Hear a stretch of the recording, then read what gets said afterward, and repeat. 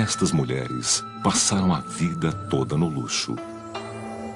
Treinadas desde o nascimento na arte do prazer, elas conhecem apenas o corte do rei. Mas duas delas estão para ter uma morte horripilante. O nome de seu executor é conhecido: Sun Tzu, guerreiro, filósofo e autor de A Arte da Guerra.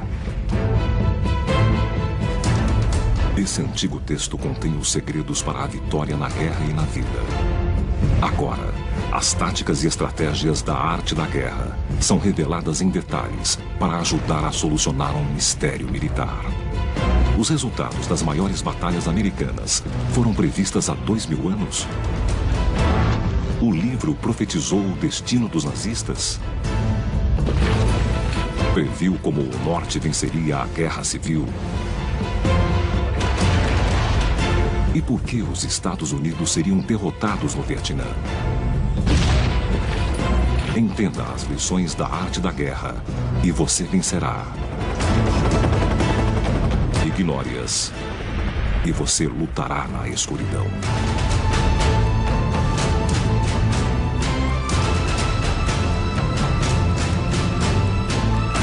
A Arte da Guerra.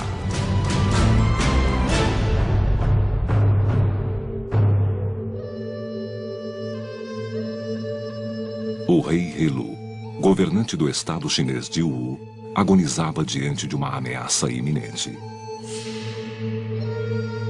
Um vizinho hostil estava pronto para invadir o estado. Desesperado para defender o seu reino, Helu convoca uma das maiores mentes militares da história, Sun Tzu. Sun Tzu é significativo porque tem uma filosofia holística coesa sobre como abordar a estratégia. Se você ouvir Sun Tzu, se seguir os princípios dele, você será vitorioso. Se você ignorá-lo, é por sua conta e risco, porque com certeza você vai perder.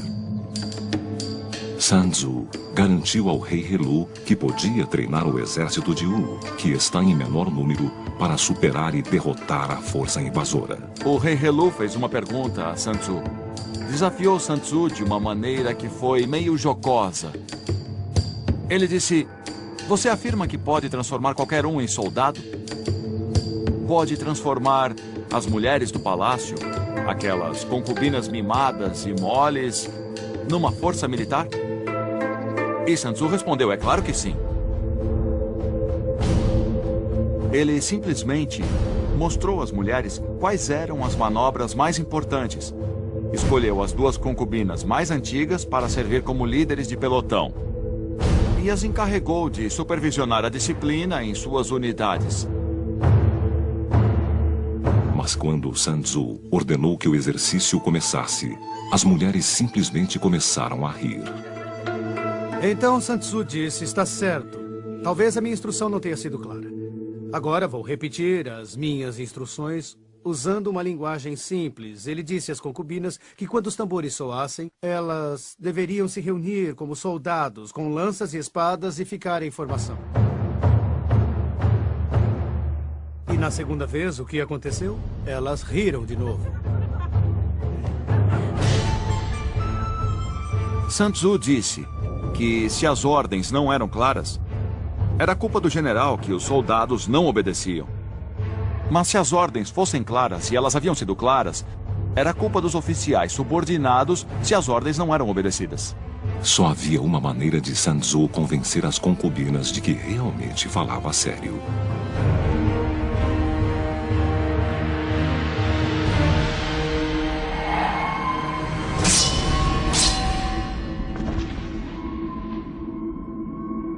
Para Sun Tzu, a guerra era uma questão de vida ou morte. Esse é o princípio básico de seus ensinamentos. E uma vez que fosse compreendido, todos, do líder até cada um dos soldados, estaria motivado para vencer. Sun Tzu nomeou 2 novos oficiais. As mulheres, então, seguiram as suas ordens sem hesitação. E a grande lição aprendida nesse incidente e uma realização trágica para o rei Helu é que até mesmo em um estado como Wu, que é relativamente fraco em termos numéricos, se comparado ao seu vizinho Shu, pode, apesar de tudo, produzir uma força militar disciplinada e eficaz, mas só se levar os ensinamentos de Sun Tzu ao pé da letra e implementá-los entre os militares.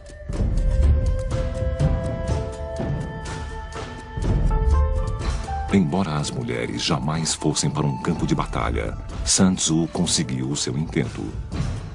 O rei Helu indicou Sun Tzu como comandante do exército Wu.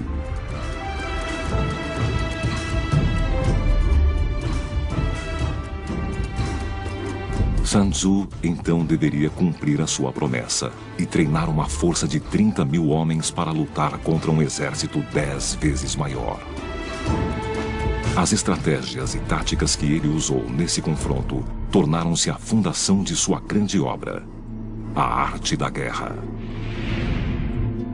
Sun Tzu escreveu A Arte da Guerra por volta de 500 a.C.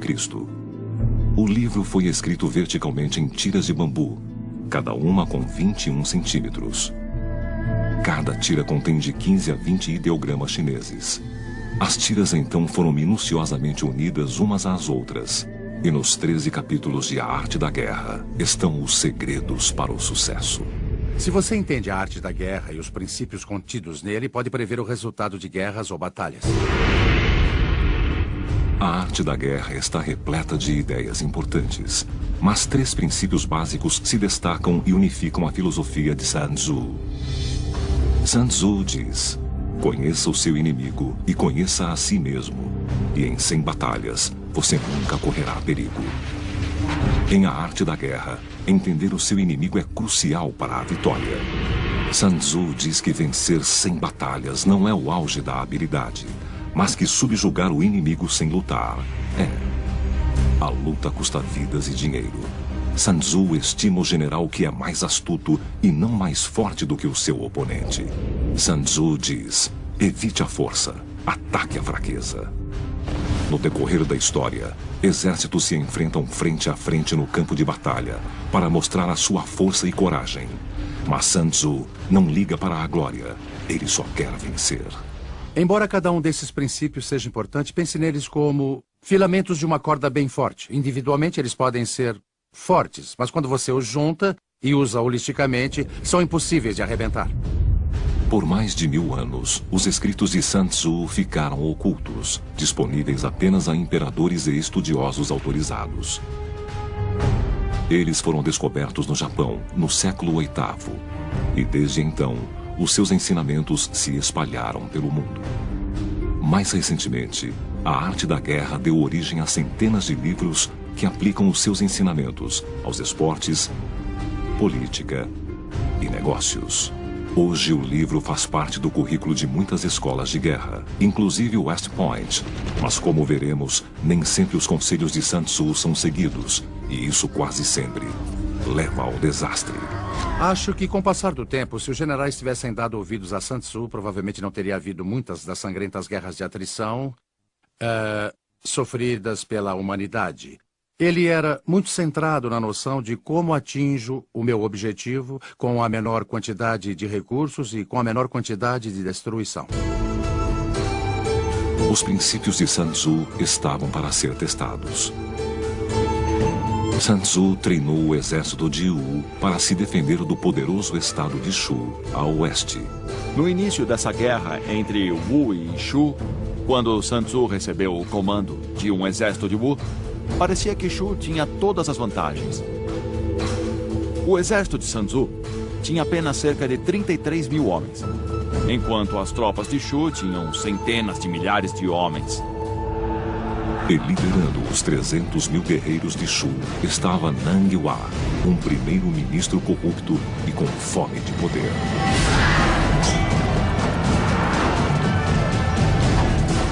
Nang Hua abriu uma trilha de destruição pelo interior da China. Em franca desvantagem, de 10 para 1, Sun Tzu poderia preparar as suas defesas e esperar pelo ataque de Shu. Mas sendo Sun Tzu, ele fez o inesperado.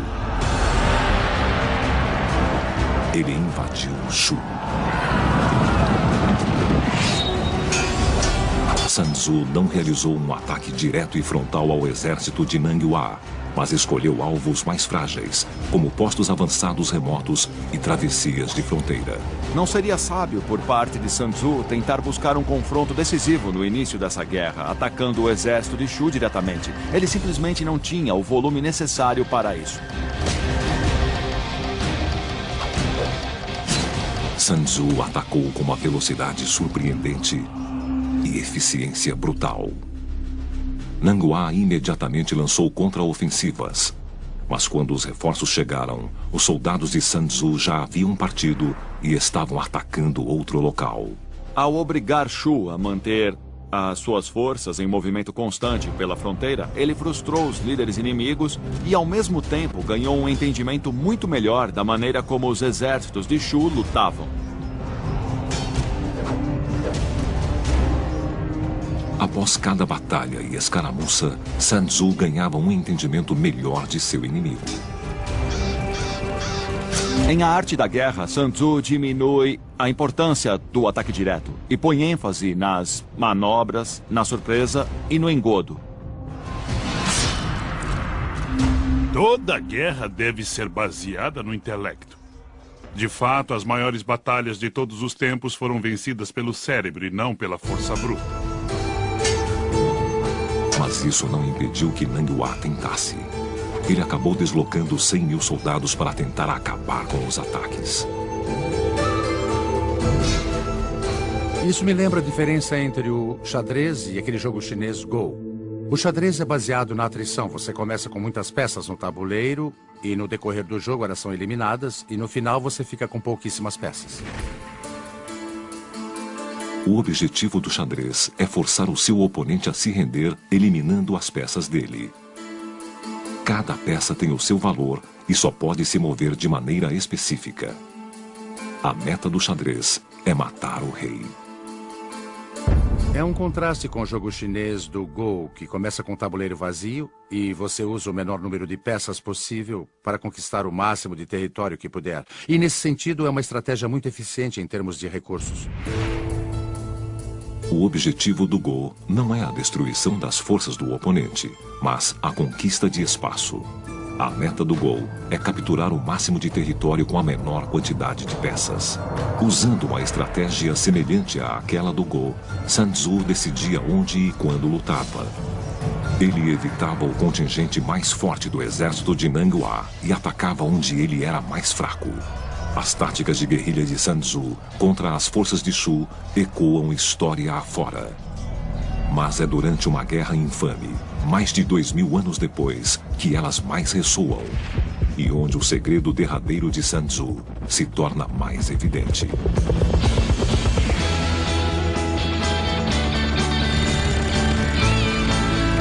Em meados dos anos 60, a maior superpotência mundial lutava contra os comunistas norte-vietnamitas em um país menor do que o estado de Montana. O general William Westmoreland, um intransigente oficial da ativa na Segunda Guerra Mundial, via o campo de batalha como um tabuleiro de xadrez, onde os exércitos se enfrentam frente a frente. Mas, diferentemente do xadrez, o Vietnã não tinha nenhum objetivo claro para o general atacar.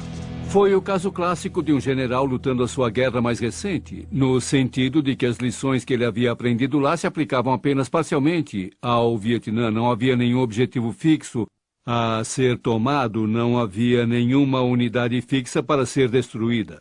Ninguém entendia isso melhor do que Vo Nguyen Giap, um general norte-vietnamita que via o Vietnã como Sun o veria, como um tabuleiro de Go. Em vez de enfrentar o grande poderio militar norte-americano diretamente, ele usou forças insurgentes, os Vietcongs, para realizar ataques relâmpago por todo o país. Vimos algo muito parecido com os ataques de Sun Tzu a Shu nas táticas e nas operações norte-vietnamitas na Guerra do Vietnã. Giap havia aprendido o princípio de Sun Tzu, que era mais importante ser mais inteligente do que o inimigo e não mais poderoso. E que são táticas e estratégia e não um poder de fogo superior que levou os Estados Unidos a perderem a guerra no Vietnã. derrota que Sun Tzu previu milhares de anos antes. E a maneira como Sun Tzu foi capaz de fazer isso, assim como prever o resultado da invasão da Normandia e o último e angustiante dia de batalha de Gettysburg, está para ser revelado. Sun Tzu diz: na guerra, a superioridade numérica apenas não oferece nenhuma vantagem. Não avance contando apenas com o poderio militar. Eram meados dos anos 60 no Vietnã. O general norte-americano William Westmoreland ordenou bombardeios aéreos intensos. Os Estados Unidos acabariam lançando quase 7 milhões de toneladas de bombas sobre a Indochina durante a guerra, mais do dobro da tonelagem de todas as bombas lançadas pelo país na Segunda Guerra Mundial. Mas os americanos estavam para aprender a segunda lição de Sun Tzu da maneira difícil, que apesar do poderio militar superior e da bravura de seus soldados, os Estados Unidos não conseguiriam vencer aquela guerra. Não dependa de seu poderio militar. Entre 1959 e 1975, os norte-vietnamitas travaram uma guerra desesperada contra o governo sul-vietnamita e os aliados americanos. E embora tivessem inferioridade bélica, quando você analisa como a guerra foi travada e vê através dos olhos de Sun Tzu, fica evidente como eles prevaleceram. Westmoreland usou uma estratégia baseada no xadrez. Impedir o avanço comunista matando a maior quantidade possível de norte-vietnamitas e Vietcongs. Inversamente, o adversário de Westmoreland, o general norte-vietnamita Vo Nguyen Giap, usou uma estratégia mais parecida com a de Sun Tzu e do Go. Westmoreland tentava desgastar o inimigo matando a maior quantidade possível dele. Enquanto isso, Giap encarava o conflito da perspectiva do Go com o seguinte pensamento: como conquisto a maior quantidade de território possível e assim derroto o meu inimigo. Para combater os bombardeios aéreos americanos, Giap recorreu a um princípio básico de Sun Tzu. Conheça o seu inimigo e conheça a si mesmo, e em 100 batalhas você nunca estará em perigo. Os norte-americanos lutavam de uma maneira já bem previsível. Eles preparavam uma área de pouso entre os ataques da artilharia e ataques aéreos, e então traziam as suas tropas. Giap percebeu isso e se deu conta de que se pudesse manter os seus soldados escondidos e sobreviver aos ataques da artilharia, então, quando as tropas pousassem, poderiam montar emboscadas para pegá-los. As bombas americanas não destruíam o inimigo, apenas avisavam que a infantaria americana estava a caminho. Giap também ordenou aos seus combatentes que ficassem o mais perto possível dos soldados americanos.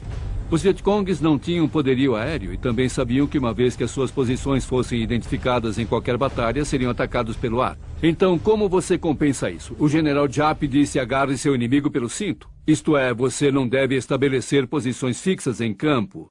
E quando o faziam de maneira defensiva, como na batalha de Hamburger Hill, eles foram atacados pelo ar. Mas numa situação tática, você se aproxima do inimigo, você mescla suas forças com as dele para que ele não possa fazer ataques aéreos sem atingir as suas próprias tropas.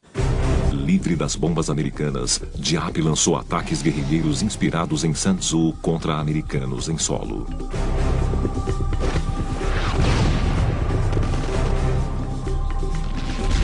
Com emboscadas, armadilhas montadas com granadas de mão e atiradores de precisão. Giap começou a fazer ataques concentrados contra os americanos.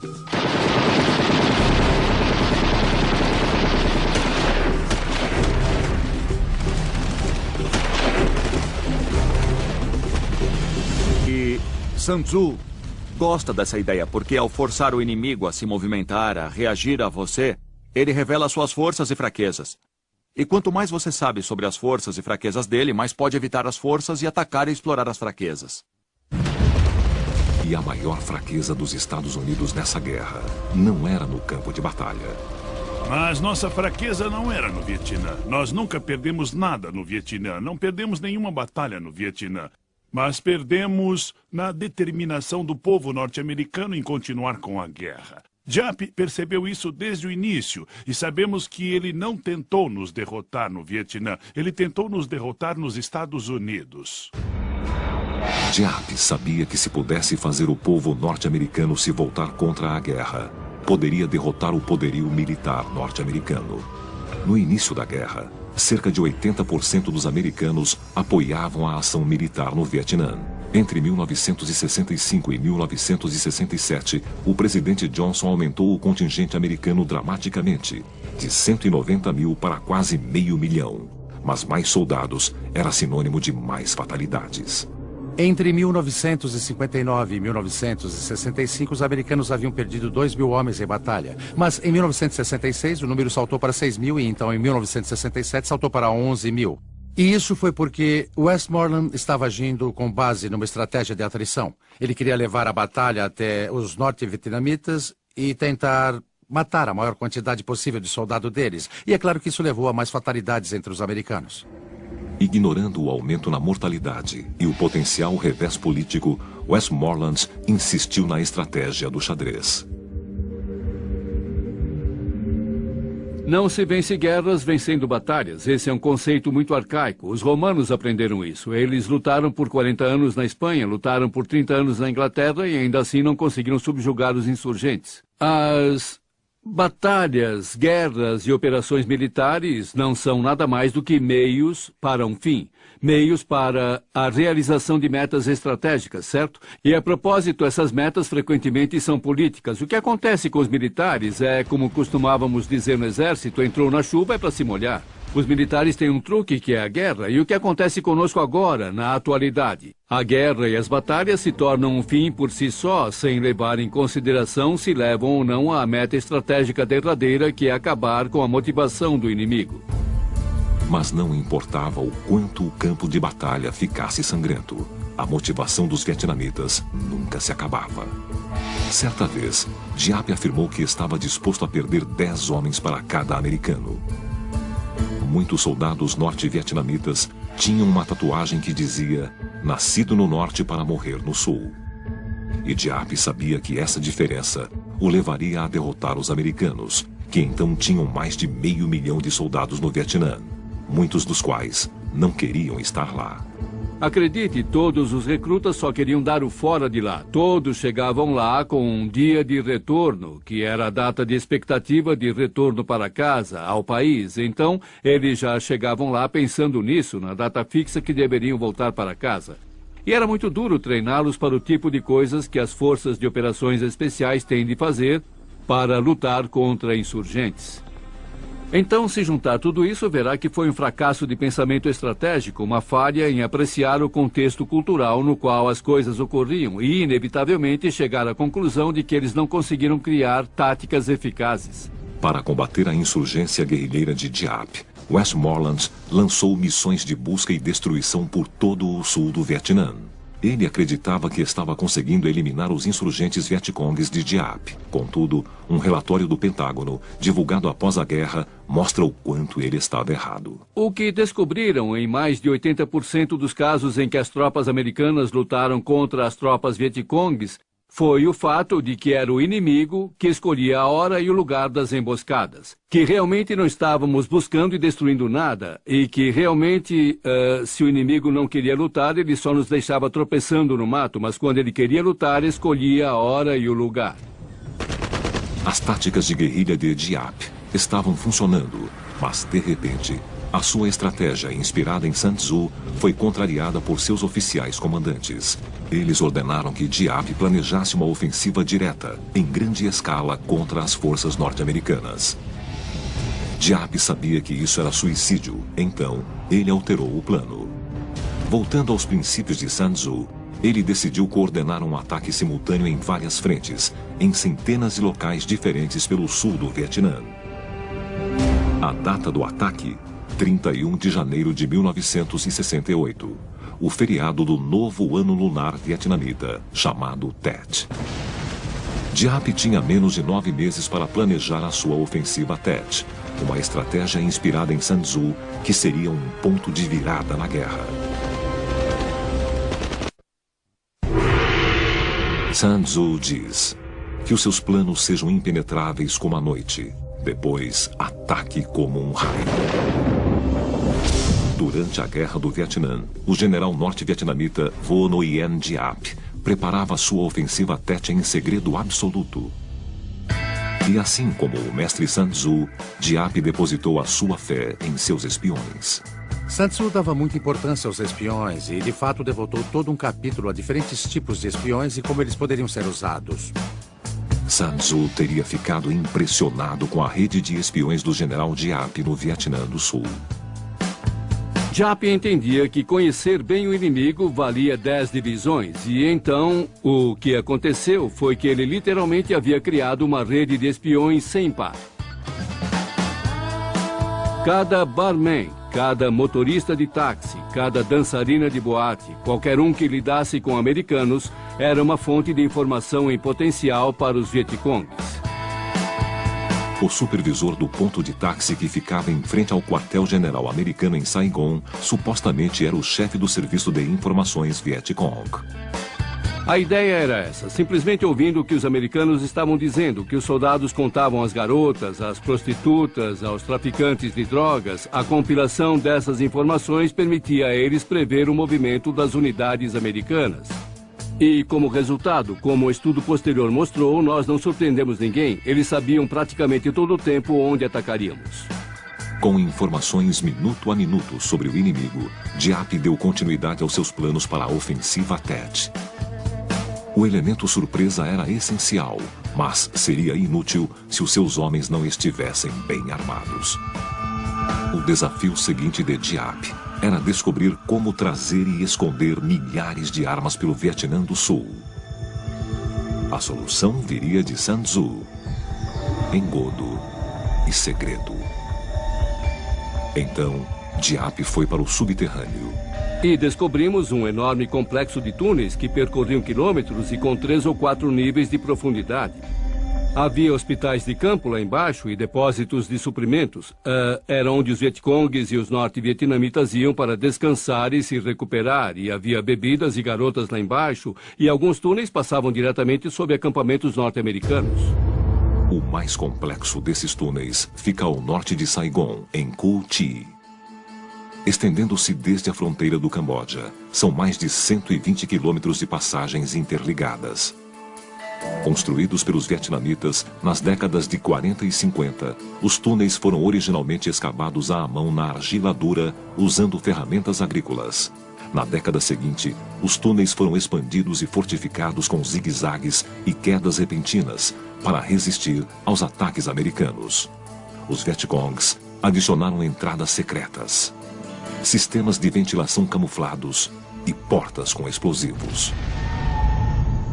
E como é que você consegue lutar em túneis? Você usa aquilo que chamávamos de ratos de túneis, que eram parecidos com garotos irlandeses, que eram pequenos, tinham entre 1,64 m e 1,67 m, e magros, mas corajosos como o diabo. Quero dizer, descer até aqueles túneis armados apenas com uma 45 e uma lanterna é como combate mano a mano, e nunca sabiam o que encontrariam lá embaixo. Com a aproximação da data da ofensiva Tet, Giap pôs milhares de soldados Vietcongues nos túneis.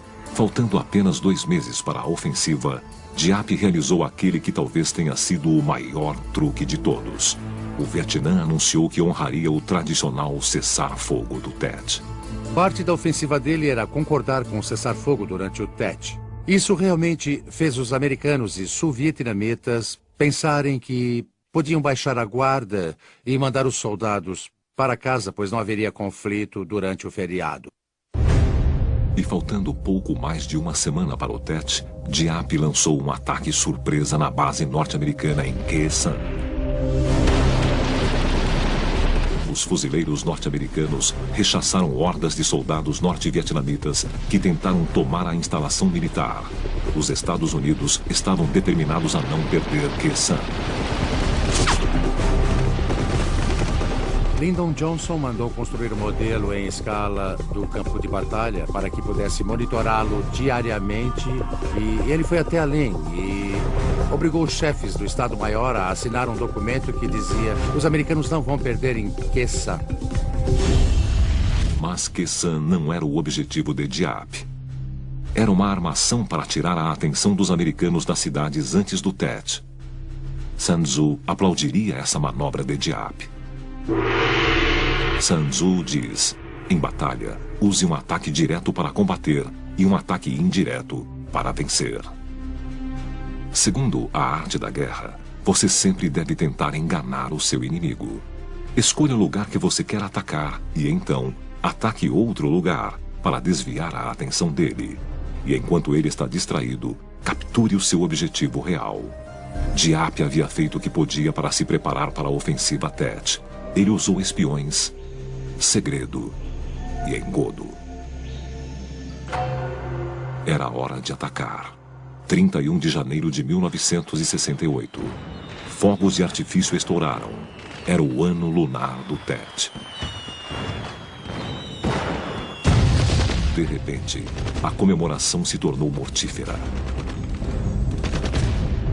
Mais de 80 mil soldados vietcongues lançaram ataques individuais e simultâneos em mais de 100 cidades, vilarejos e bases norte-americanas em todo o Vietnã do Sul. A ofensiva Tet havia começado. Os americanos e os sul-vietnamitas ficaram em estado de choque, paralisados. Eles achavam que o inimigo estava nas últimas pernas. E, contudo, chegavam relatos de todo lugar, de cada cidade, de cada vilarejo, cada base, informando que estavam sendo atacados. Os comandantes norte-americanos viram o mapa do Vietnã do Sul se acender como uma máquina de fliperama. Nós não podíamos acreditar que eles haviam conseguido deslocar tantos soldados para tão perto das cidades, e eles planejaram isso com paciência, levaram meses para posicionar suas armas e tropas lá e dar cobertura a elas. Foi um incrível feito logístico. Os informantes de Diap conduziram as tropas vietcongues e norte-vietnamitas pelas ruas até alvos estratégicos. Um grupo capturou a estação da Rádio Nacional, enquanto o outro fazia um buraco na parede da embaixada americana e avançava pelo prédio. Parecia que a ofensiva Tet seria bem sucedida, mas o norte ignorou um princípio muito importante de Sun Tzu, e isso lhes custaria caro. Sun Tzu diz: para uma guerra ser bem-sucedida, existem 5 fatores fundamentais: clima, terreno, comando, doutrina militar e o mais importante, a influência moral. Influência moral significa que um líder deve ter o apoio do povo. Senão, a guerra fracassará. E essa é uma pista importante para solucionar um mistério de 2000 anos. Sun Tzu previu a derrota americana no Vietnã? Durante o progresso da ofensiva Tet em 1968, os vietcongues carregavam listas negras e assassinavam simpatizantes dos sul-vietnamitas à vontade. E um dos massacres mais brutais aconteceu na cidade de Hue. Eles massacraram 5.000 pessoas em Hue. Muitas delas funcionárias do governo, cujo único crime era trabalhar para uma agência governamental. E eles também eliminaram, literalmente exterminaram, centenas de freiras, cujo único crime era ser freiras católicas.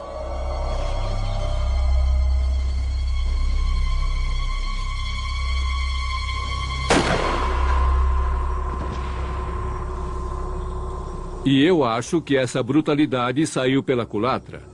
Muitos vietnamitas pararam para pensar: espera aí, não fazemos esse tipo de coisa. Esse não é o tipo de gente que queremos nos governando.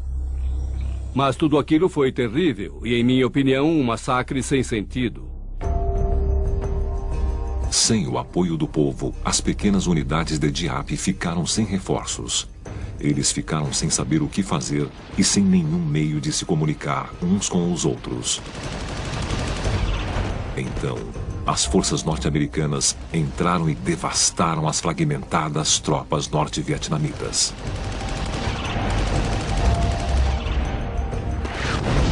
Nos primeiros dias de ataque, houve 10.000 mortes, enquanto as forças norte-americanas sofreram apenas 250 baixas. Para os norte-vietnamitas, o Tet foi um desastre militar. Mas o conceito de influência moral de Sun Tzu vale para os dois lados. Quando os americanos viram as imagens da ofensiva Tet na televisão, o apoio à guerra rapidamente se dissipou. E o efeito que isso teve foi reverter totalmente a opinião das pessoas sobre a guerra. Achávamos que estávamos vencendo no Vietnã, mas descobrimos que estávamos perdendo a guerra. E acho que naquele momento tudo nos Estados Unidos mudou. Deve manter o apoio popular. Apesar de perder a batalha, Diap estava a caminho de vencer a guerra, derrotando os Estados Unidos onde mais importava: em casa.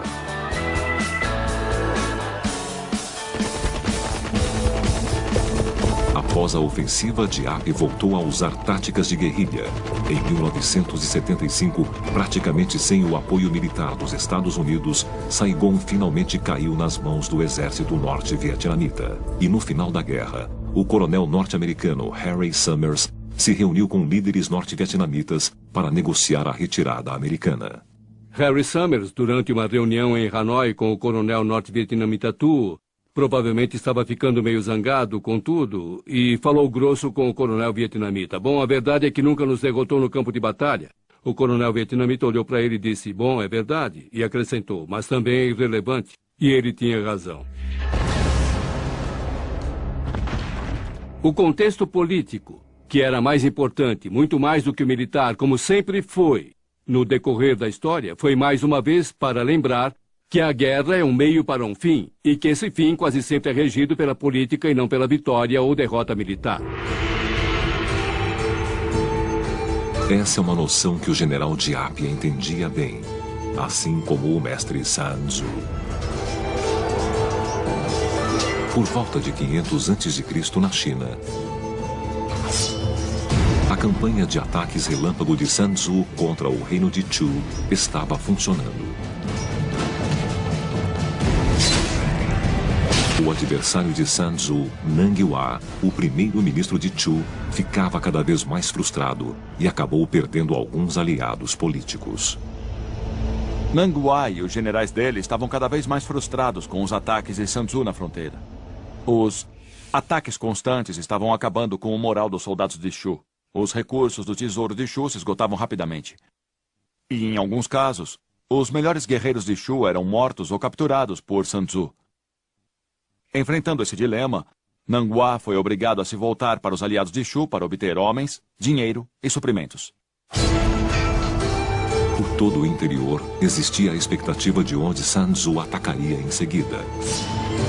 Líderes da corte começaram a perder a fé em Nang Hua. E os aliados começaram a passar para o lado de Sun Tzu. Mas essa deslealdade teve um preço. Nang Hua deslocou o seu exército para destruir um aliado no norte, chamado Tsai. Quando a capital estava para ser atacada, o duque de Tsai pediu ajuda a Sun Tzu. Sun Tzu então enfrentava uma situação aparentemente sem saída. Se não fizesse nada, o seu aliado seria destruído. Se tentasse salvar o seu aliado, Nang Hua esmagaria o seu exército. Mas para Sun Tzu, a solução era simples: liderar uma pequena força de ataque na direção de Tsai como isca para afastar Nang Hua da cidade. É um princípio básico dos ensinamentos de Sun Tzu. Para fazer o seu inimigo se deslocar, atraia-o com uma isca que ele vai engolir. A ideia por trás disso é, em certo sentido, conseguir dominar as manobras ou controlar a movimentação inimiga através da sua própria manobra. Nang Hua imediatamente abandonou o cerco a Tsai e mobilizou o seu exército para interceptar Sun Tzu. Sun Tzu salvou o inimigo sem desembainhar a espada. Mas conseguiria salvar a si mesmo? Embora Sun Tzu tenha sido bem-sucedido em fazer Nang Hua abandonar o cerco a Tsai, aparentemente ele caiu numa armadilha. Estava cercado pelas forças de Nang Hua. Sun Tzu pôs seus homens num local onde não havia possibilidade de recuar. Ele os colocou num campo de morte. Sun Tzu diz: ponha os seus soldados diante da morte certa, onde não existe escapatória. Eles não fugirão nem sentirão medo. Não existe nada que não possam realizar. Sun Tzu havia estudado cada aspecto da guerra, incluindo a psicologia dos homens que enfrentavam a morte iminente. E Sun Tzu diz que quando os homens sabem que estão diante da morte, eles serão transformados, assim, da noite para o dia, em lutadores, que lutarão com tudo somente para vencer. Era exatamente onde Sun Tzu queria os seus soldados, em um campo de morte. Mas outro exército também enfrentou esse problema. Mas o que estava em jogo era o destino do mundo. 6 de junho de 1944. Na Segunda Guerra Mundial, tropas aliadas invadiram a Europa. Eles desembarcaram nas traiçoeiras praias da Normandia, na França.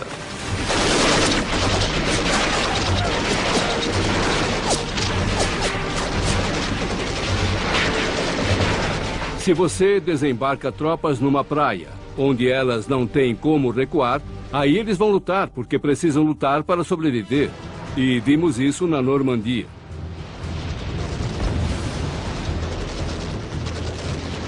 O que aqueles homens passaram foi quase inacreditável.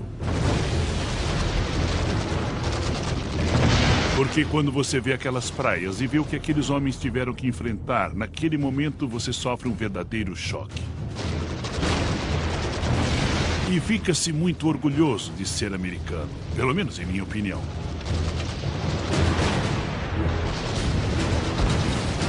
E a maneira como eles sobrevivem e acabam derrotando os nazistas é previsto nas páginas de A Arte da Guerra, de Sun Tzu.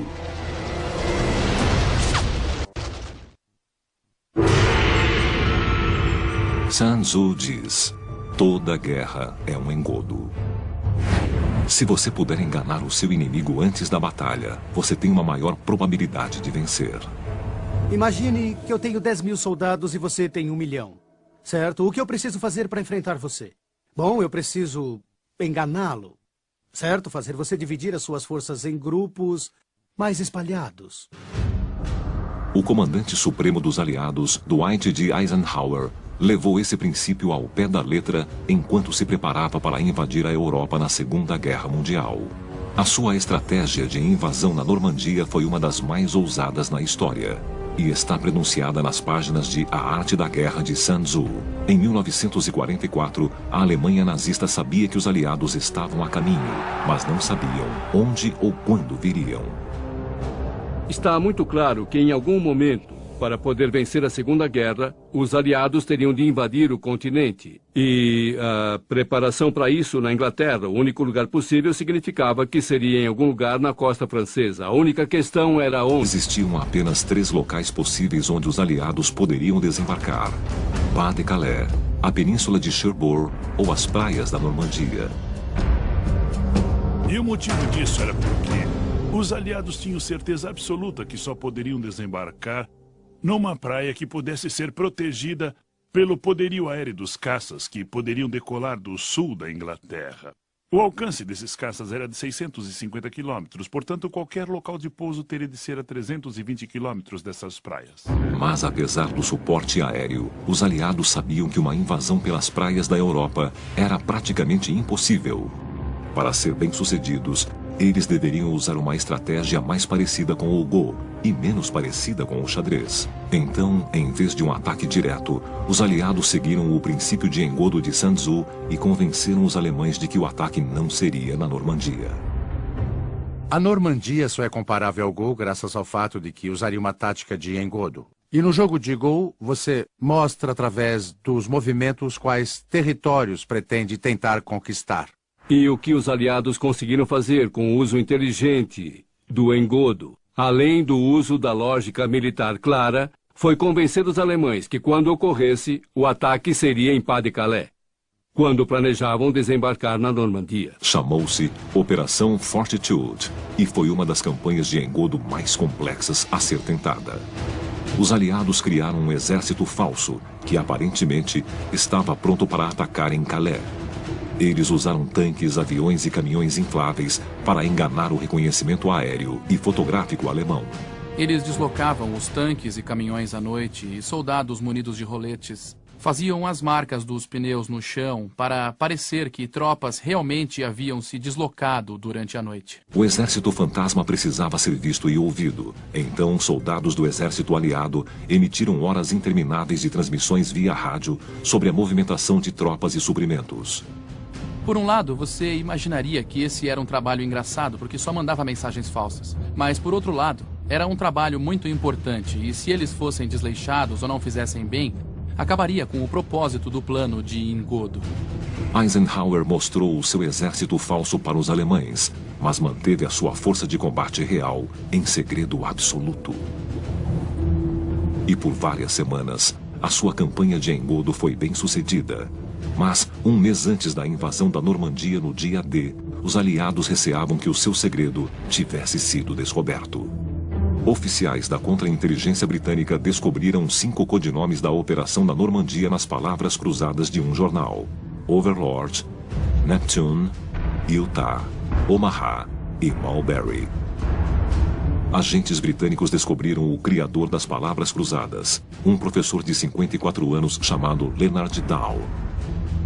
E quando foi interrogado, Leonard ficou indignado e disse: "Não é permitido eu escolher as palavras que quero num jogo de palavras cruzadas?" E continuaram a pressioná-lo, mas no fim concluíram que ele dizia mesmo a verdade e que a escolha das palavras foi só uma coincidência.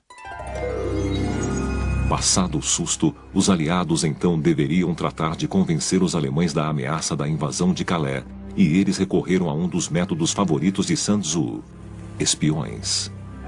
Sun Tzu diz: é essencial procurar os agentes inimigos que vieram espionar você e então suborná-los para que o sirvam. Em A Arte da Guerra, os agentes duplos são os espiões mais importantes. Os agentes duplos começam como os espiões que o adversário mandou para espionar você. E quando você os descobre, não os prende, nem os executa. Você os contrata. Você dá a eles recompensas generosas. Aí o que eles começam a fazer é continuar a agir como se estivessem espionando você. Mas a informação que eles dão para o seu adversário é a desinformação. Durante a Segunda Guerra Mundial, ninguém usou melhor os agentes duplos do que os britânicos. O seu programa chamava-se Double Cross, e um de seus agentes duplos mais importantes era um empreiteiro naval galês chamado Alfred Owen. Quando a guerra começou, ele foi recrutado na hora. E ofereceram a ele um acordo.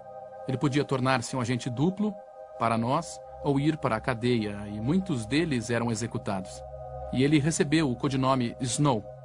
E quando os alemães tentaram infiltrar a sua primeira onda de espiões em setembro de 1940, os alemães passaram um rádio para ele avisando que 4 agentes estavam a caminho. E é claro que eles foram recebidos por um comitê de recepção britânico. A operação foi tão bem sucedida que o Serviço Secreto Britânico conseguiu recrutar ou prender praticamente todos os espiões enviados pela Alemanha durante a guerra. Esses agentes duplos com codinomes como Garbo, Brutus e Triciclo passaram informações falsas tão convincentes que os alemães não só acreditavam que a invasão seria em Calais, como o desembarque na Normandia era a distração. Sun Tzu diz: um general sábio alcança uma grandiosidade muito além dos homens comuns através da previsão. Sun Tzu ensinava a importância do engodo e da previsão para descobrir as intenções do inimigo. E os aliados tiveram sucesso na previsão decifrando os códigos alemães. Durante anos, os alemães acreditavam que a sua máquina de codificação, chamada Enigma, era totalmente indecifrável. Ela era capaz de codificar uma mensagem de 150 milhões de maneiras. Mas, com a ajuda de um matemático polonês, o Serviço Secreto Britânico fez o impossível, decifrando e interceptando mensagens alemãs em uma questão de horas. O seu sistema de decodificação foi chamado de Ultra. Usando o Ultra, os aliados sabiam o que os alemães estavam pensando, a sua percepção do campo de batalha e a sua visão do que estava acontecendo. Assim, eles podiam fornecer informações para os espiões alemães, reforçando essas concepções errôneas. Sun Tzu elogiaria o Ultra por sua habilidade de ler a mente do inimigo. A arte da guerra, essencialmente, usa a mente para travar uma guerra. Isso quer dizer que é uma batalha entre mentes. Então, para vencer, o seu inimigo, você precisa ser capaz de ler a mente dele. Mas, às vezes, saber o que o seu inimigo pensa cria dilemas morais. Segundo um oficial do Serviço Secreto Britânico, no dia 14 de novembro de 1940, os britânicos decodificaram uma mensagem alemã sobre um ataque iminente na cidade inglesa de Coventry. Se Churchill tentasse proteger a cidade, os alemães saberiam que ele estava lendo as mensagens deles. Devia ter sido uma posição muito difícil para ele se encontrar e uma decisão muito difícil para ele tomar. E nesse caso em particular, ele estava de olho na vitória dos aliados a longo prazo. E ele, essencialmente, sacrificou os cidadãos de Coventry que se perderam naquela noite. Coventry foi devastada pelo ar. A destruição foi tão grande que os alemães cunharam uma nova frase, Coventryted, para descrever a destruição total de uma cidade. A história é controversa, pois não há evidências palpáveis para sustentar a afirmação de que Churchill foi avisado sobre o ataque a Coventry. Com a aproximação do dia D, através do Ultra e de sua rede de espiões, os aliados descobriram que os nazistas ainda acreditavam que a invasão viria por Calais. Ainda assim, atacar a Normandia seria difícil, pois os alemães haviam estabelecido defesas ao longo de toda a costa. Sun Tzu elogiaria a preparação dos aliados para o desembarque e a sua maestria no engodo, mas condenaria o que fizeram quando chegaram lá.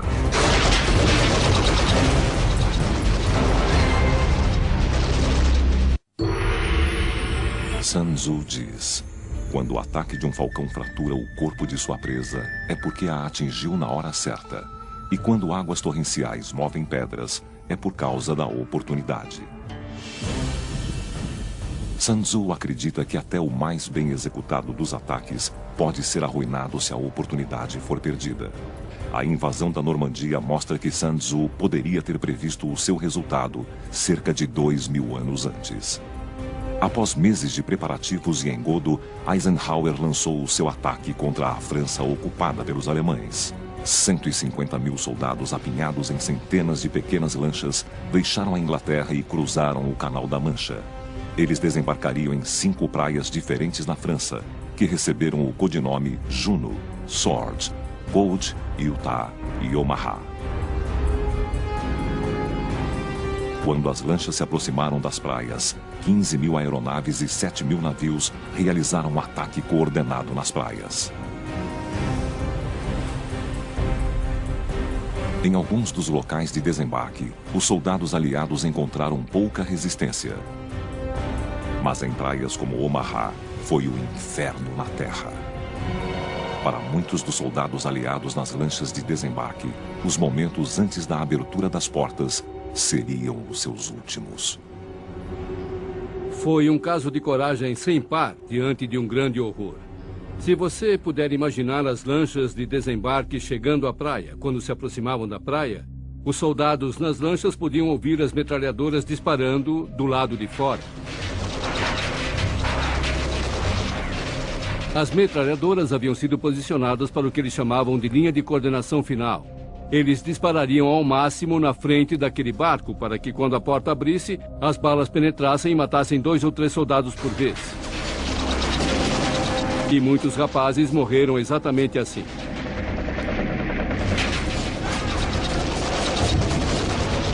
Muitos não conseguiram sequer sair dos barcos.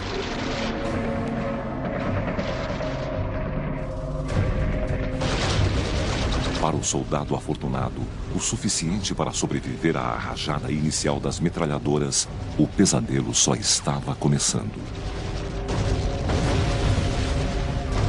Ele então tinha de atravessar quase 200 metros de terreno repleto de minas, com o peso adicional de equipamentos molhados e pesados.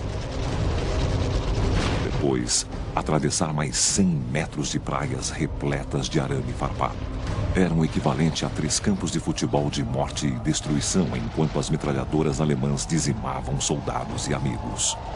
Se você tiver chance de visitar Omaha, ela mudará a sua visão de mundo. Ela mudará toda a sua visão sobre os Estados Unidos. Fará você se dar conta do incrível heroísmo demonstrado por aqueles rapazes. Os aliados sobreviveram ao campo de morte, exatamente como Sun Tzu previu, lutando juntos, sem nunca desistir. Foi um horror sem comparação. E ainda assim eles continuaram avançando. E você imagina por quê? Como você motiva soldados a fazer isso? E talvez Sun Tzu seja de fato brilhante aqui. Você os obriga a fazer aquilo porque não existe outra alternativa senão a morte. O que você vai fazer? Largar o equipamento e voltar a nado para a Inglaterra? Não havia nenhum plano de evacuação a não ser que estivesse ferido. E não havia como se recusar a sair do barco. Então, em certo sentido, ao colocar aquela quantidade de soldados na praia, está fazendo como Sun Tzu, porque está pondo o exército numa situação em que precisa lutar ou morrer. E eles lutaram. Lutaram bem e sobreviveram. Os aliados também se beneficiaram de outro princípio de Sun Tzu, pois o líder de seu inimigo os subestimou. Sun Tzu diz: é essencial para a vitória que os generais não sejam tolhidos por seus líderes. A estrutura do comando aliado dava autoridade total ao general Eisenhower como comandante supremo de todas as forças na frente ocidental. E sob ele havia 4 comandantes.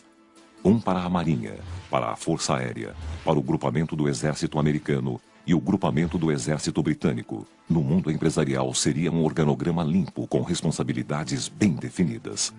A grande vantagem de Eisenhower é que ele era capaz de trabalhar com todo tipo de pessoa e havia uma grande quantidade de primadonas em ambos os lados. Ele era capaz de trabalhar com essas pessoas e trabalhar para o bem comum. Podia-se esperar que um ditador como Hitler tivesse uma cadeia de comando ainda mais eficiente do que os aliados. Mas era exatamente o oposto. Hitler estabeleceu um sistema confuso de autoridade sobreposta. Ele queria garantir que nenhuma pessoa abaixo dele tivesse todas as informações ou todo o controle sobre as forças à sua disposição. Então, ao dividir a autoridade, Hitler garantia sua posição como único a tomar a decisão final sobre a disposição e alocação das tropas. O general von Rundstedt era o comandante em chefe para as forças ocidentais. Mas a Marinha e a Força Aérea tinham cadeias de comando diferentes que não estavam sob o seu controle e, frequentemente, não cooperavam um com o outro. A Waffen-SS, um braço militar separado que luta ao lado do exército alemão, se reportava a Himmler, e von Rundstedt tinha apenas controle indireto das divisões mecanizadas. 4 unidades de tanques estavam sob o seu comando, mas os outros 6 estavam divididos entre os grupamentos B e G do exército. Era uma confusão total. O estilo de liderança de Hitler e a estrutura de comando caótica no exército alemão transformam Hitler num adversário ideal para uma campanha do estilo de Sun Tzu. Ele interferia constantemente nas decisões de seus subordinados. Os generais que deveriam estar agindo objetivamente e profissionalmente ao tentar defender a França contra a invasão aliada.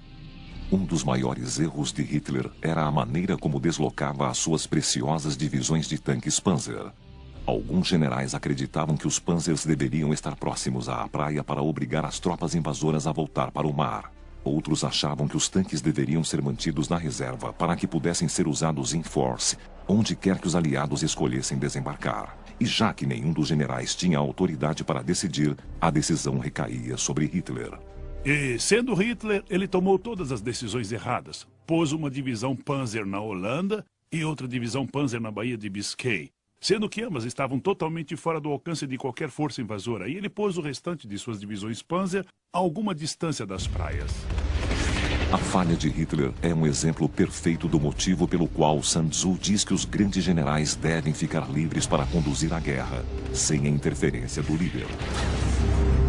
Quando você analisa a estratégia da defesa alemã na França ou na Normandia, ela está dividida entre como a defesa deve ser posicionada, quais forças estavam disponíveis para defender as praias e quais forças realmente estavam disponíveis para reforçar as praias ou reforçar as tropas alemãs no local da invasão. Porque não era uma só pessoa que tinha o controle de todas as forças, como Eisenhower tinha do lado aliado. Os aliados fizeram o impossível. Com coragem e determinação, as tropas conseguiram ocupar todos os locais de desembarque na Normandia. Apesar de todo o planejamento complexo envolvido na invasão da Normandia, foram as táticas das pequenas unidades e os camaradas lutando lado a lado que acabou vencendo a Batalha das Praias, e é isso que aparece em toda a história. Sun Tzu teria ficado maravilhado com a precisão e a execução da invasão. Mas breve, os aliados encontraram um inimigo novo e completamente inesperado. Um labirinto de sebes, ou cercas vivas gigantescas e impenetráveis, naquela que é conhecida como a região de Bocage, na França. Parecia que os aliados haviam realizado esse feito incrível e milagroso, e haviam mesmo desembarcaram um exército nas praias da Normandia. Mas então seu avanço foi impedido, na região das sebes. Eles não haviam previsto isso, apesar dos aviões de reconhecimento aéreo terem fotografado essas cercas vivas. O planejamento aliado simplesmente presumiu que eram como as sebes num quintal suburbano, e que tinham de 1,20 m a 1,5 m. Mas essas sebes antigas, de quase 2.000 anos, têm de 6 a 9 metros de altura e são extremamente densas. Elas não podem ser escaladas, tanques não podem manobrar através delas em segurança, e explosivos denunciaram a posição de uma unidade. A região das sebes na Normandia ameaçava destruir totalmente a oportunidade que os aliados precisavam criar. O exército americano é um exército mecanizado e não se pode deslocar tanques e caminhões rapidamente pelas sebes, que são muito densas. O avanço dos aliados foi totalmente impedido. Passaram-se 40 dias e eles alcançaram apenas os seus objetivos do 5º dia. As fatalidades chegaram a mais de 78.000. A invasão inteira estava ameaçada. Mas a solução para escapar desse labirinto enorme está nas páginas do livro de Sun Tzu, A Arte da Guerra. Sun Tzu diz: faça o seu inimigo se preparar à esquerda dele, e ele estará fraco do lado direito. Na Normandia, França, os aliados estavam sendo bombardeados nas sebes da região de Bocage. Um terreno perfeito para as armadilhas e atiradores de precisão alemães. Os alemães têm uma palavra para o combate próximo em terrenos muito complexos e fechados. É Rattenkrieg, significa literalmente Guerra dos Ratos.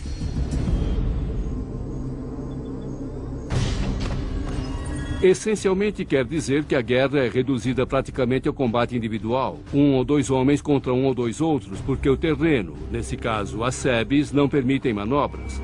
Não permitem que você use os seus avanços tecnológicos, como a artilharia, o poderio aéreo e a mobilidade dos tanques, e os ponha em uso.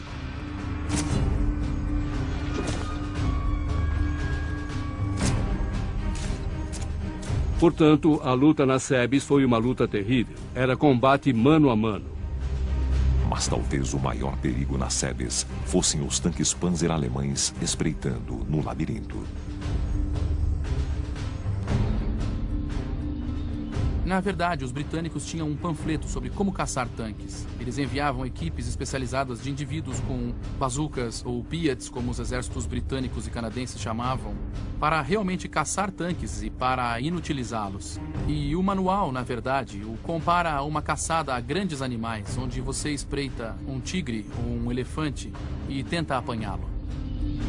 Finalmente, os aliados criaram uma estratégia inspirada em Sun Tzu para ajudar a livrá-los da carnificina na região de Bocage. O plano era atrair a maior parte das forças alemãs lutando em Bocage para a cidade de Cannes, deixando para trás um grupamento enfraquecido.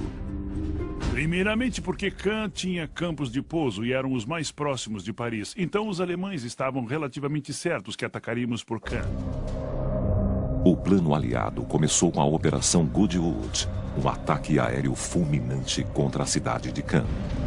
Os alemães engoliram a isca e deslocaram as suas divisões Panzer para longe de Bocage, deixando apenas 1,5 divisão para trás, para segurar as forças norte-americanas nas sebes. Os Estados Unidos imediatamente aproveitaram a oportunidade e realizaram um ataque aéreo fulminante sobre o restante das divisões de tanques Panzer alemãs na chamada Operação Naja. Sun Tzu diz que você deve se comportar como a cobra. Por quê? Para que quando você é atacado pela frente, a retaguarda reforça a frente. Você ataca na retaguarda e a frente pode reforçar aquele ponto. E se você é atacado no meio, as duas laterais podem entrar. Então, para Sun Tzu, na verdade, é o inimigo que está atacando você. E sua resposta precisa ser flexível. Com praticamente todos os tanques alemães destruídos, as forças norte-americanas conseguiram fazer um buraco na linha alemã com artilharia, tanques e infantaria. Finalmente, após semanas de frustração, os aliados conseguiram sair do bocage. A Operação Goodwood, em Cannes, e o sucesso da Operação Naja na região do bocage mudaram a equação estratégica. Os aliados, antes estagnados, voltaram à plena força. Durante toda a invasão da Normandia, a mão invisível de Sun Tzu levou os aliados à vitória, através do uso que fizeram do engodo, previsão e de uma estrutura de comando superior que motivou o exército inteiro a lutar como um só. Sun Tzu diz: o exército vencedor percebe as condições para a vitória primeiro e então luta. O exército perdedor luta primeiro e só depois busca a vitória. A batalha entre os reinos de Wu e Chu prosseguia. A pequena força Wu de Sun Tzu estava em um campo de morte. Eles estavam cercados pelo exército de Nanghua, o primeiro-ministro de Chu.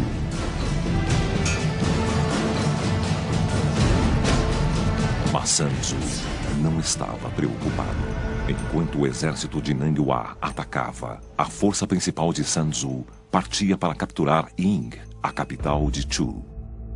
Quando Nanghua se deu conta de que a força principal de Sun Tzu estava decidida a atacar Ying, tinha uma decisão dura a tomar. Obviamente, ele queria matar Sun Tzu, ele queria dizimar a força sob o comando de Sun Tzu. Mas enquanto não achava que a força de Wei, o grosso da força de ataque, era uma ameaça à capital Shu, ele temia que o defensor de Ying, um outro general, receberia o crédito por defender a capital contra as forças de Wu. E como resultado, ele recuou rapidamente para defender Ying.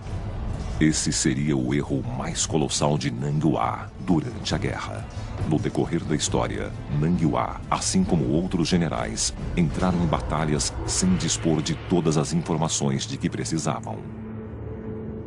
Milhares de anos depois, no interior da Pensilvânia, mais um general entrou em batalha sem saber o que o esperava. Foi o general confederado Robert E. Lee, que alguns consideram o maior comandante na história norte-americana. Contudo, em Gettysburg, Lee não observou a sabedoria de Sun Tzu e pagou um preço terrível. Sun Tzu diz: nação alguma já se beneficiou da guerra prolongada. A Guerra Civil Americana é o cenário de pesadelo de Sun Tzu. Um impasse sangrento que acabaria custando mais de 620 mil vidas. De longe, a guerra mais mortífera na história americana.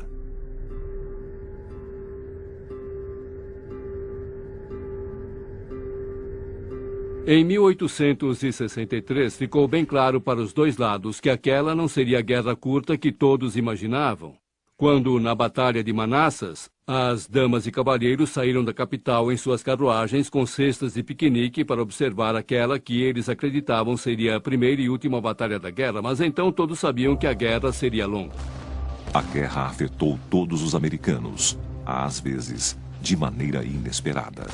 A Guerra Civil testemunhou a criação do primeiro hospital psiquiátrico nos Estados Unidos, o St. Elizabeth, na capital Washington, que ainda hoje está em operação. A guerra entre o Norte e o Sul também mudou a maneira como os americanos recebem a sua correspondência. Um agente do correio de Cleveland ficou tão perturbado ao ver as esposas e filhos ansiosos se enfileirando em sua agência dos correios que ele instituiu, pela primeira vez, a entrega domiciliar. Contudo, a maioria dos lares recebia apenas notícias de falecimento.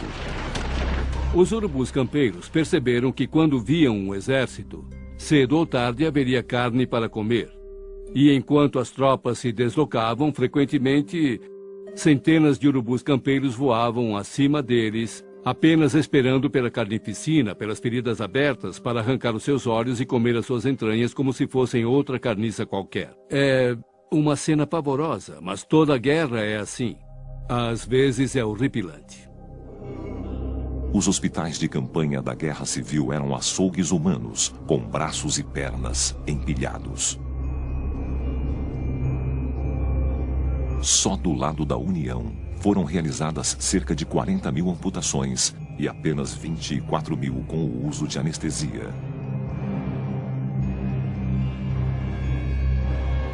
Médicos realizavam dezenas de cirurgias sem sequer lavar as mãos. Era 7 vezes mais seguro lutar por toda a duração da Batalha de Gettysburg do que ser mandado para um hospital do exército. O índice de mortalidade era entre 30% e 40% nesses hospitais.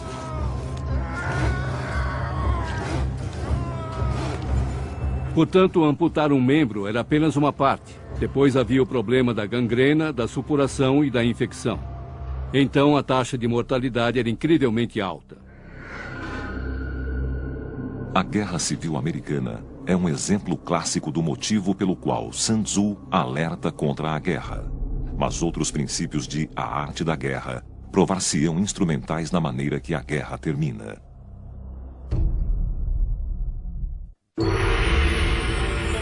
Sun Tzu diz: aqueles que sabem lutar trazem o inimigo para o campo de batalha, não são trazidos por ele.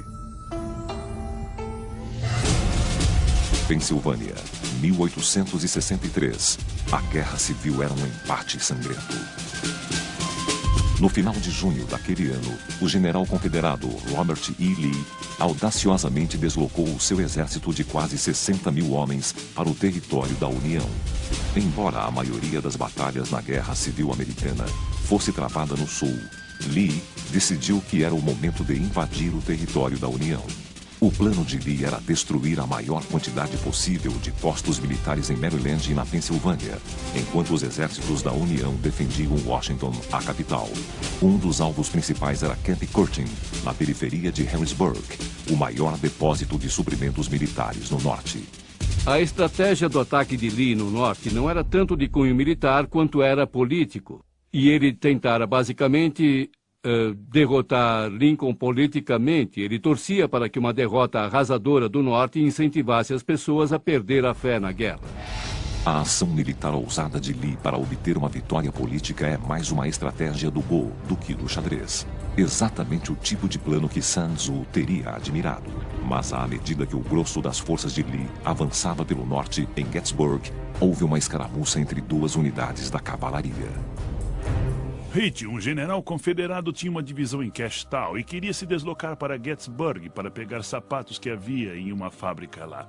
Esse foi o único motivo porque ele foi, e ele dessa maneira se deslocou sem nenhum entendimento do que poderia estar diante dele. E no processo deu início à maior guerra que já foi travada no hemisfério ocidental. Lee ficou sabendo da escaramuça e que também uma grande força de ataque da União estava em Gettysburg. Em vez de mandar um grupo de reconhecimento da cavalaria para confirmar o relato, Lee ordenou a mobilização de todo o seu exército. Foi um erro colossal. Lee decidiu abandonar o seu plano original. Ele abriu mão do que chamamos de meta estratégica e cometeu o erro de permitir que ocorrências operacionais ditassem a estratégia. Lee ordenou que todas as suas forças convergissem em Cashtown, um vilarejo pequeno, a apenas 11 quilômetros de Gettysburg. Sun Tzu não gostaria dessa escolha, pois ninguém fora enviado para aliar a situação.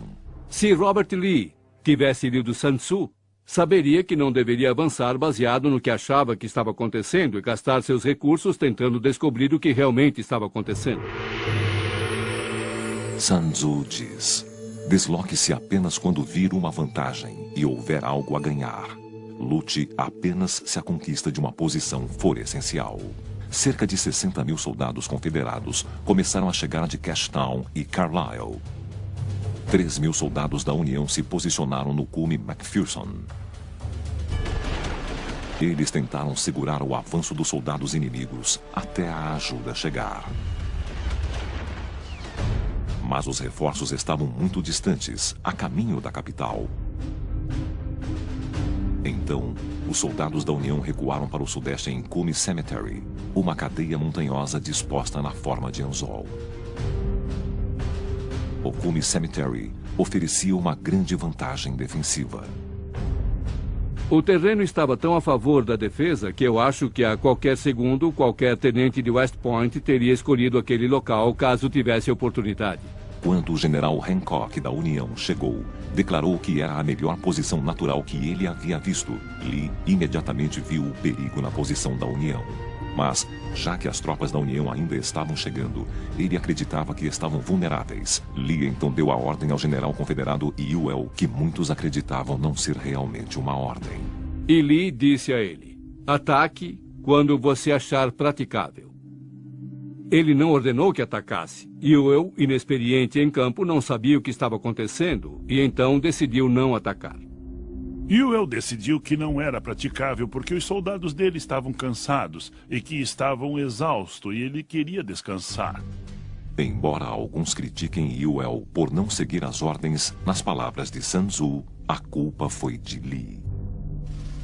Se nós analisarmos aquela famosa conversa entre o rei Helú de Wu e Sun Tzu, naquele incidente com as concubinas do palácio, vemos que a clareza nas ordens é essencial. Naquele momento, Sun Tzu disse: se as ordens não são claras, a culpa é do general. Em Gettysburg, vemos Lee dando ordens que não eram claras e bastante ambíguas a seus subordinados. Os reforços da União logo chegaram e fortaleceram a posição deles. Lee teria de lutar morro acima. Sun Tzu diz: quando o inimigo ocupa terrenos altos, não o confronte. E se ele atacar morro abaixo, não se oponha a ele. No primeiro dia da Batalha de Gettysburg, ao cair da noite, Lee confabulou com outro general confederado, James Longstreet, um homem que entendeu a situação da perspectiva de Sun Tzu. Longstreet queria que Lee abandonasse a ideia de atacar a União em um terreno alto. Em vez disso, ele queria marchar para o sul, contornando o Cume Cemetery, e então para o leste, na direção da capital. E isso forçará o exército da União a sair do topo Cemetery e nos atacar onde estamos. E se nos atacarem, nós venceremos. Isso teria sido exatamente o que Sun Tzu teria recomendado. Mas Lee disse não.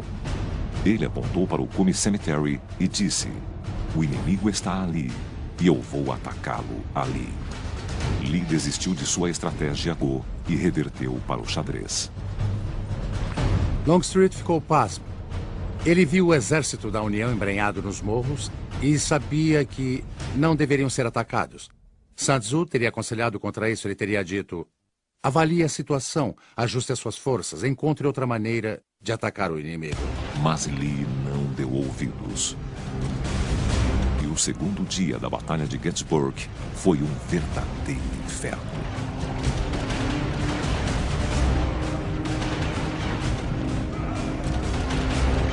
Pastagens bucólicas foram transformadas em campos de morte. Lugares como Plum Run, Beechwood Charge e Little Round Top testemunharam alguns dos combates mano a mano mais sangrentos da guerra. O mais terrível do combate mano a mano são as lembranças. E durante grande parte da guerra, você poderia puxar o gatilho e talvez ver alguém cair. Talvez, mas no geral não. Esse era um combate bem pessoal, com baionetas, coronhadas, tiros de pistola na cabeça e no rosto. E você vê isso. E isso tira um pedaço de você, e é por isso que havia fatalidades psiquiátricas. Deus sabe quantos soldados de ambos os lados se lembram daquela batalha. Todas as noites pelo resto da vida. Foi muito sangrenta mesmo. E no topo de Little Round Top estava o coronel da União Joshua Chamberlain e o 20º Regimento do Maine. Eles sobreviveram a 3 ataques confederados e estavam quase sem munição. E lá vinha o 4º ataque, e Chamberlain ordenou o uso de baionetas. Antes, todos dispararam os 2 últimos tiros, ficaram de pé, e naquele grande momento na história, ele ficou de pé, empunhando o sabre, e deu o comando que ressoa pelos ouvidos da história da infantaria americana. Sigam-me, rapazes, avante com as baionetas! E lá foram eles. As tropas da União atacaram morro abaixo. Chocados com o ataque, os soldados confederados recuaram.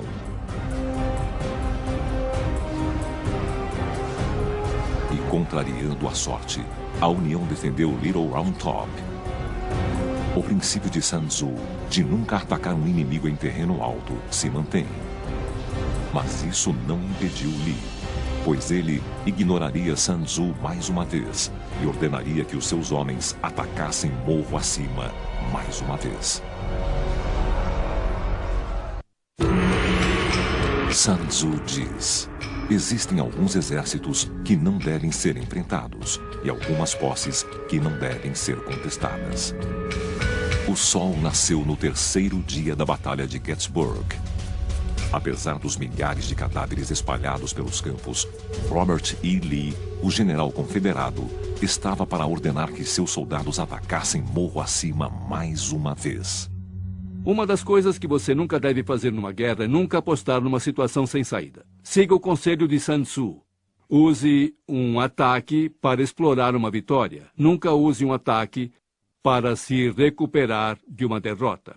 E Longstreet entendia isso. O general Longstreet novamente sugeriu a Lee que deveriam dar a volta no Cuney Cemetery e ameaçar Washington, a capital, para extrair a União das terras mais altas.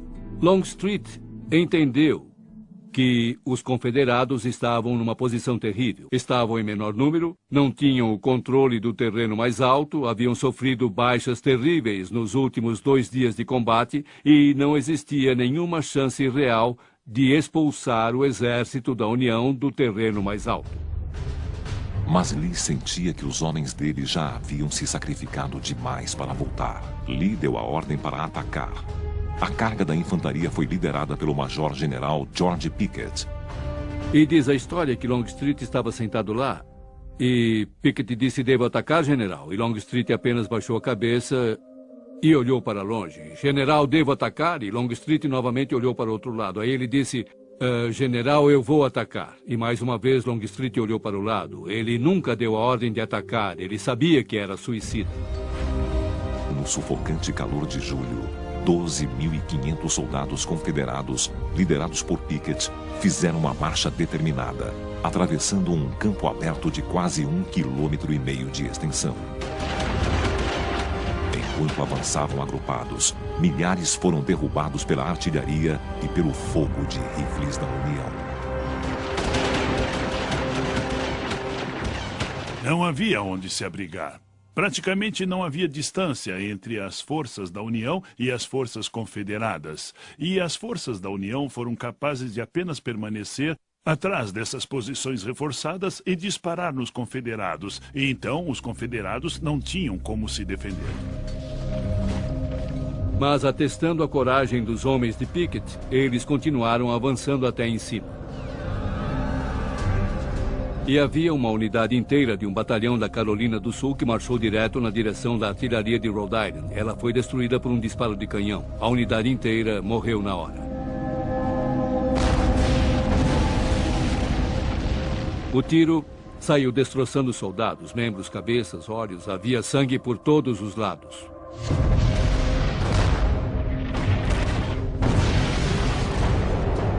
Dentre os mais de 12.000 soldados confederados que participaram do ataque, apenas 5.000 sobreviveram. A Batalha de Gettysburg terminou. Sun Tzu teria ficado horrorizado com o desperdício trágico do ataque Pickett. Sun Tzu sempre acreditou em usar o intelecto sobre a força e nunca atacar uma força inimiga diretamente se pudesse fazer o contrário. Em Gettysburg, Lee não ajustou a estratégia às situações que encontrou.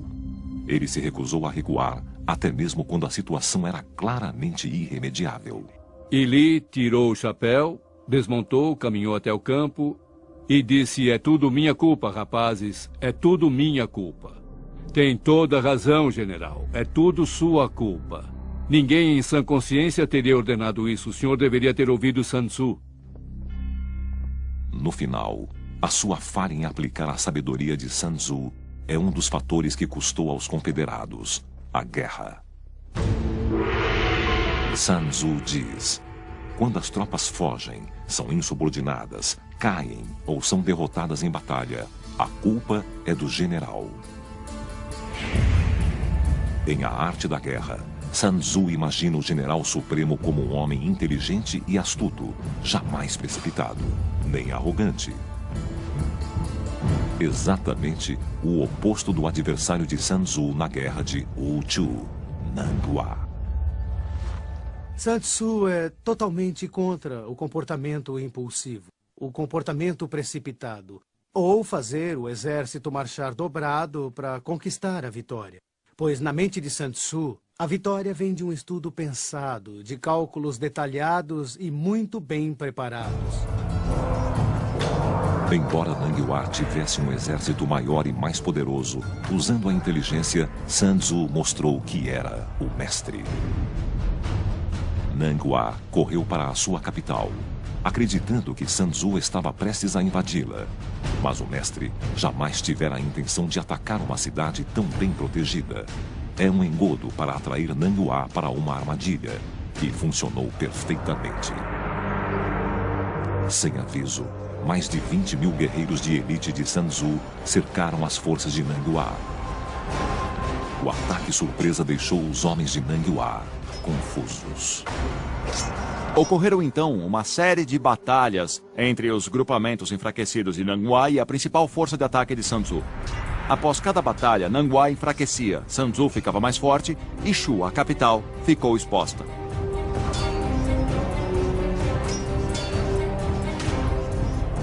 Sun Tzu se juntou à sua força principal e atacou o desorganizado exército Chu.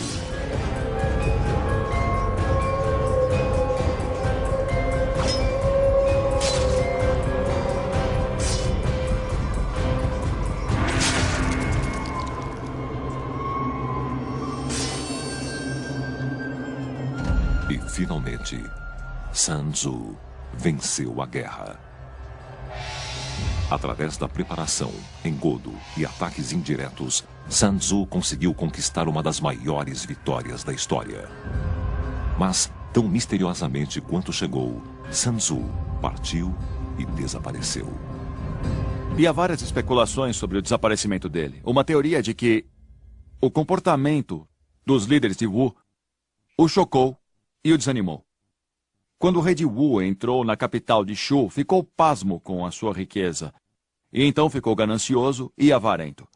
Parece então que Sun Tzu forneceu a este rei ambicioso e potencialmente corrupto essa nova força militar que criou. Ele também viu o surgimento de brigas internas e talvez tenha sido nesse momento que Sun Tzu se aposentou dessa vida e partiu para escrever aquilo que ele viu, como as lições aprendidas no conflito entre Wu e Shu. A primeira linha no livro A Arte da Guerra diz: a guerra é uma questão de vital importância para o Estado. É uma questão de vida e morte, sobrevivência ou ruína. Sun Tzu sabia que a guerra poderia levar ao desastre. E que às vezes, a melhor maneira de vencer é não lutar. Talvez este seja o segredo derradeiro de Sun Tzu. Frequentemente, nações entram em guerra sem se preocupar com o custo que essa guerra terá, não só em dinheiro, mas também em termos de sofrimento humano, não só para eles mesmos, como também para os civis e as crianças do país no qual você está lutando. Esse é o tipo de coisa que encontramos no texto de Sun Tzu, que diz que antes de ir para a guerra é melhor pensar bem e perguntar a si mesmo se os motivos pelos quais você está lutando valem a pena o custo total da guerra ou se existe outra saída. Como Sun Tzu diz, os zangados podem ficar felizes de novo, mas os mortos não podem ser trazidos de volta à vida. Ainda assim, alguns historiadores acreditam que o gênio por trás de A Arte da Guerra, na verdade, não era Sun Tzu, mas sim vários estrategistas. Embora sua existência ainda seja discutida, o seu legado não.